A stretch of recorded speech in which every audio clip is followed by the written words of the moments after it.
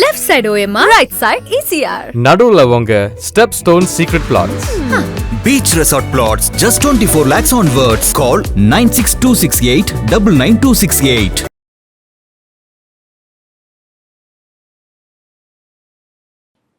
Fantasy சினிமாவோட ஒரு movie ரிவ்யூவில் நான் உங்கள் வினோத் ராஜா. இந்த வாரம் நாம் பார்க்க போகிற படம் என்னன்னு சொல்லி பார்த்தீங்கன்னா வித் லவ். ரொம்ப எதிர்பார்க்கப்பட்ட ஒரு படமாக தான் இருந்திருக்கு. ஏன்னா சௌந்தர்யா ரஜினிகாந்த் அவங்களுடைய ப்ரொடக்ஷன்ஸில் வெளியான அந்த படத்தை மதன் இயக்கியிருக்காரு. டூரிஸ்ட் ஃபேமிலி மூலம் ஒரு பெரிய ஹிட் கொடுத்து லோ பட்ஜெட்டில் ஒரு படத்தை எடுத்து ஒரு பெரிய அளவில் சக்ஸஸை கொடுத்து இண்டஸ்ட்ரியே திரும்பி பார்க்க வச்ச அபிஷன் இந்த படத்தோட மெயின் ஹீரோவாகவே அவர் பண்ணியிருக்காரு. இந்த படத்தோட இன்னொரு ஹீரோயினும் 2 ஹீரோயின் இந்த படத்தில் பண்ணியிருக்காங்க. பாலாஜி வேறு பண்ணியிருக்காரு, அனிஷா வேறு நடிச்சிருக்காங்க.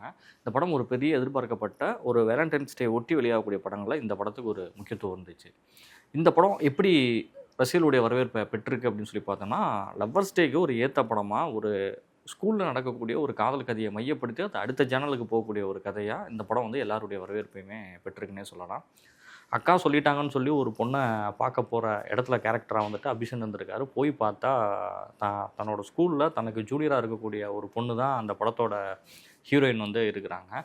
சீனியரை வேறு பார்த்துருக்கோமேன்னு சொல்லிட்டு இவங்க 2 பேர் நம்ம 2 பேருக்குள்ளே செட் ஆகுமா அப்படின்னு சொல்லி அவங்களுக்குள்ள ஒரு டிஸ்கஷன் போகும் பொழுது தான் ஹீரோ தன்னோட லவர் யார் அப்படிங்கிறதையும் எக்ஸ் லவ்வோ பற்றியும் அந்த இடத்துல பேசுகிறாரு. ஹீரோயினுக்கும் ஒரு எக்ஸ் லவ் அதே இடத்துலையே ஸ்கூல்லே இருந்திருக்கு அப்படிங்கிறப்ப அதையும் அவங்களும் சொல்கிறாங்க. இந்த 2 பேரும் ஓரளவுக்கு ஒரு ஐடியாவுக்குள்ளே வரும்பொழுது 2 பேரும் சேர்ந்து ஒரு முடிவு ஒன்று எடுத்துகிட்டு சொல்கிறாங்க, நீ உன்னோட எக்ஸ் லவரை தேடிப்போம், நான் என்னோட எக்ஸ் லவரை தேடி போகிறேன், அதுக்கப்புறம் 2 பேருக்கு ஒத்து வருதா என்னங்கிறத பார்ப்போங்கிறதா அந்த கதை அடுத்த கட்டமாக நகர்றது தான் இந்த படத்தோட ஒரு முக்கியமான விஷயம்.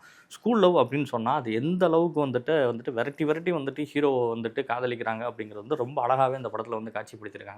நிறைய படங்கள் இது போல் வந்திருந்தாலும் இந்த படமும் அதை விட்டு கொஞ்சம் மாறுபட்டு தான் இருக்குது. ஆனால் அரைச்சமாகவே அரைக்கிறாங்க அப்படின்லாம் நம்ம சொல்ல முடியாது. இந்த படத்தோட சினிமோட்டோகிராஃபியை பொறுத்தளவு சொல்லி பார்த்தோம்னா ரொம்ப அழகாகவே எல்லா காட்சிகளையுமே லவ் சீக்வன்ஸ் எல்லாமே ரொம்ப அழகாகவே தான் அந்த படத்தில் காட்டியிருக்காங்க. ஒரு லவ் ஃபெயிலியர்னால உடஞ்சி போயிருக்கக்கூடிய ஒரு ஹீரோவுடைய ஃபீலிங்ஸையும் இந்த படம் அழகாகவே வெளிப்படுத்தியிருக்கு. அதுக்கு முக்கியமாக காரணம் சொல்ல போனால் ஷான் ரொலாண்டோவோட அந்த மியூசிக் தான் ஒரு பெரிய அளவில் இந்த படத்தில் ஷானோட மியூசிக் பேசும் பொருளாக தான் இருந்திருக்குன்னு சொல்லலாம். படத்தோட எடிட்டிங் அப்படின்னு சொல்லி பார்த்தோம்னா எடிட்டர்ஸும் டோட்டலாகவே இந்த படத்தை அழகாகவே கொடுத்துருக்காங்க. காட்சி அமைப்பு எல்லாமே ஒவ்வொன்றும் நகர்ற விதமும் ரொம்ப அழகாகவே இருந்துச்சு. ஃபஸ்ட்டு சீக்வன்ஸ் ஃபுல்லாமே நீங்கள் ஃபஸ்ட் ஹாஃபில் நல்ல லவ் அது வெளிப்படுத்தியிருந்தாலும் செகண்ட் ஹாஃபில் இருக்கக்கூடிய அந்த ஸ்கூலில் எக்ஸ்ட்ரானரியாக அடுத்து காட்டப்பட்ட காட்சிகள் அதிகமாகவே மெருகூட்டி இருக்குன்னே சொல்லலாம். உருகி காதலிக்கிறதெல்லாம் ரொம்ப அழகாகவே அந்த இடத்துல பண்ணியிருக்காங்க. இந்த படத்தில் முக்கியமாக சொல்லணும்னா சரவணன் அவருடைய ரோல் ரொம்ப இம்பார்ட்டண்டான ஒரு ரோல் தான்.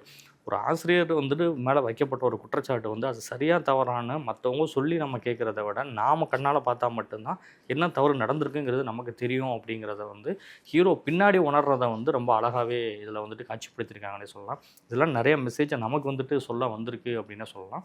சௌந்தர்யா ரஜினிகாந்த் இதுக்கு முன்னாடி எடுத்த படங்களில் இந்த படம் அவங்களுக்கு ஒரு நல்ல படமாகவே அமைஞ்சிருக்கு. ரசிகர்கள் அனைவராலும் இந்த படம் ஒரு ஏற்றுக்கொள்ளக்கூடிய ஒரு படமாக தான் இருந்திருக்கு. இந்த ஹீரோயின்கள் இணையிறாங்களா அப்படிங்கிறது தான் அந்த படத்தோட ஒரு முக்கியமான விஷயம். லாஸ்ட்டில் இதுதான் இந்த கிளைமேக்ஸை ஒட்டி வரக்கூடியது.